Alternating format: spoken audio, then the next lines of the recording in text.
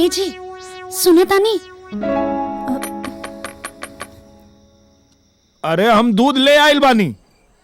हाँ तो का भाई दरवाजा तो खोली।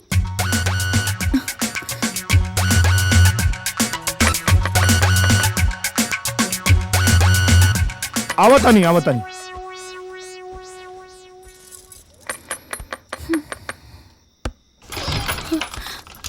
अब का भाई वो कहा ना हमके भरा पोती डर लगा था। अरे बाप रे बाप बहुत भयानक बा।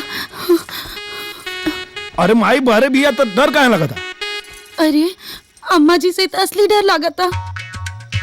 का बताई गुड्डी हमरा के तो लगा था ना कि अम्मा जी के ऊपर कोनो भूत प्रेत के साया हो।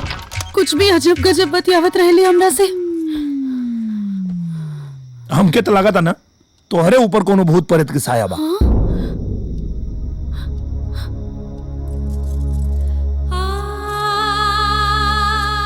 रउआ लोग के हम बहुत ज्यादा परेशान करत आनी का। अरे ना मतलब हमार मतलब वो नहीं के। तो ठीक बा हाँ? हम यही सुतत आनी। हाँ अरे हमार मतलब वो नहीं के।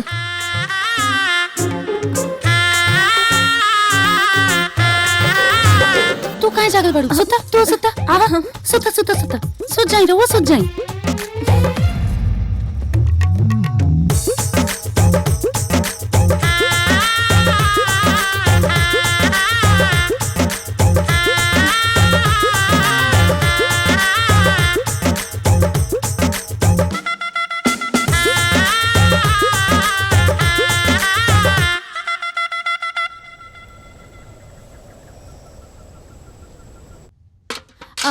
चाची हाँ हमके ना तनी दूध चाहत रहे चाय बनावे के बा। घट गईल हैं?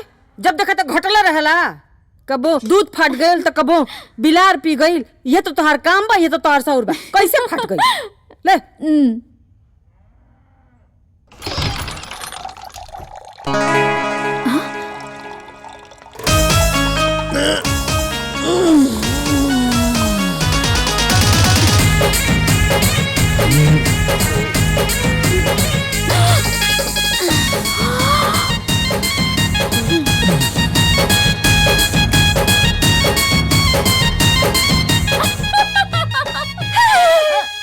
चेयर ले लू अब जा यहाँ से। चाची वो कहा ना कि तू टेंशन मत ला हम केहू से ना कहब। जयबू तनी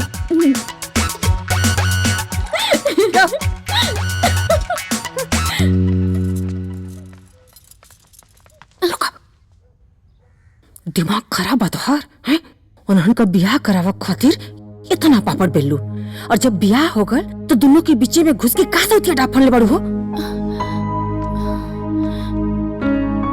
हम अपन दुर्दशा कैसे बताएं? हम तो खुद इतना बड़ धर्म संकट में फंस गए बानी। अरे कौन धर्म संकट में फंस गल बड़ू तू? अब हम का बताई रहुआ कि अम्मा जी हमरा के 2 दिन से उल्टी होता। उल्टी होता ओह बराते के दिन से। और तो पहले ना बतावे के चाहत रहला हैं? जल्दी से दाई के पास लेके चल तू। चल चल चल। देखा बेटा अगर खबर सही भइल तब का होई? तो का भइल? दू के बदले 4 गो पोता खिलाए का दिक्कत? अम्मा जी रउआ लोग कुछ भी कहे नहीं। हम तो सोचता नहीं कोनो अच्छा लड़का देख के गुड्डी के बियाह करा देवे के। नहीं सही कह दो यह कर ही के चाहिए।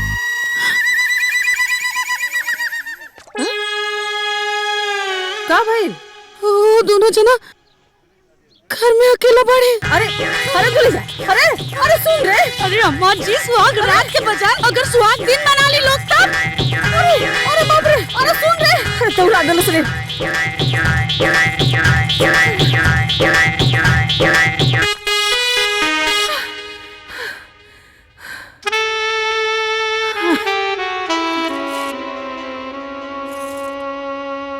बचा हमार सीमा इज्जत तक अब तार काम शुरू।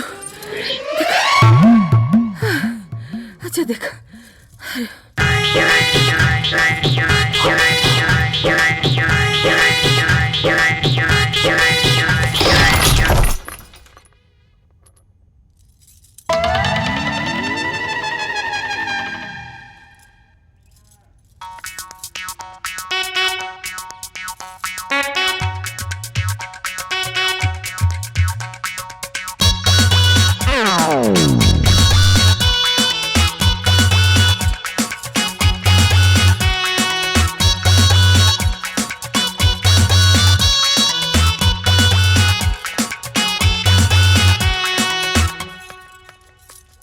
रुका भाई, आवत है, घबरा मत।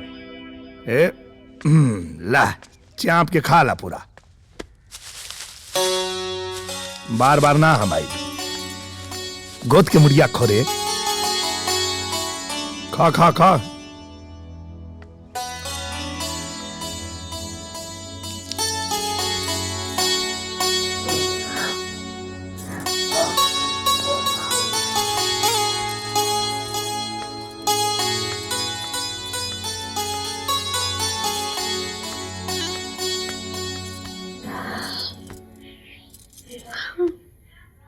कहा भाई? माँ के गाय के चारा डालना और गुड्डी छत पर कपड़ा पसार दिया। चल खतरा टलल। ना अम्मा जी, अभी भी खतरा टलल नहीं के। देखिए रवा को काम कर, रवा घर पर रुक के यहाँ पहरेदारी दे और हम जाता नहीं दाई के लग गया खेले, ठीक है? हमारा के सफा बिसर में भरा दे बुका तू। मन के हम अपने बेटा पतोह को पहरेदारी करें, हाँ? जब वो कमरा में झुकी तो पकड़ के खींची, ये बड़ा से ना हुई। एक काम करा, तू अपन खतरा खुदे संभाल, ठीक ना? हम जाते नहीं बोला कि क्या होता नहीं। अरे बाप रे बाप, दौड़ा के एकदम से थका गए मेरे पापा।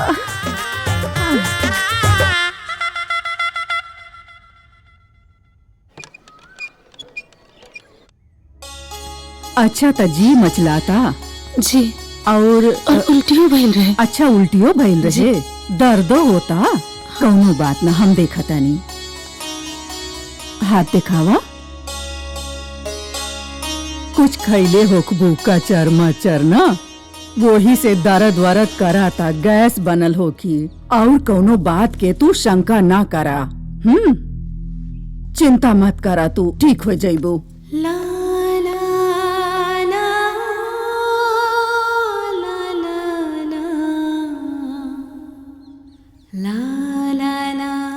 अम्मा जी,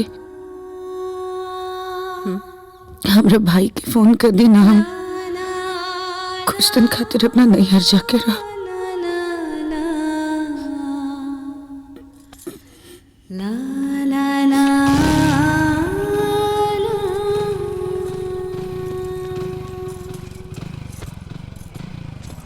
मजे में रहिए, हाँ? जी ठीक है।